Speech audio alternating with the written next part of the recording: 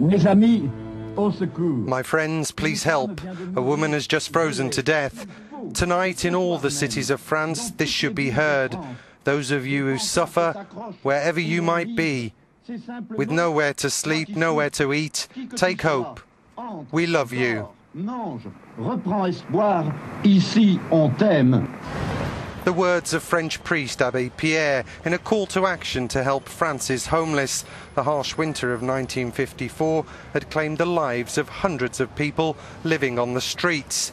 60 years on, France and Europe's homeless problem shows no signs of disappearing and actually appears to be getting worse. In addition, more and more people in Europe are living in poor housing, due in large part to the global financial crisis. Increasing numbers find themselves in dilapidated accommodation. France's homeless problem appears particularly acute. In the last decade, the number of people in poor housing has risen by 50%. This affects more than 3.5 million French. Just under 150,000 are living on the street. But it's not only France. The latest figures show homelessness across Europe has increased.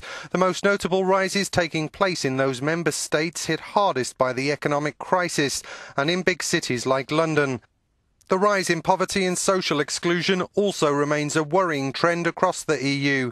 Equally concerning, perhaps, is the figure that just under 10% of Europeans live in severe deprivation. Figures suggest women, children and those under 25 find getting proper accommodation and escaping the poverty trap especially difficult. Some 50,000 Roma in France also struggle to obtain social housing. In Greece, the lack of jobs has also pushed thousands onto the streets. One of the fastest growing reasons across Europe for homelessness is when tenancy agreements end, people are unable to find or afford an alternative. During his election campaign, President François Hollande made improvements in social housing one of his priorities. But 60 years since Abbé Pierre's appeal to help France's homeless, critics say the government has failed to do enough to fulfil this pledge, as well as get people off the streets.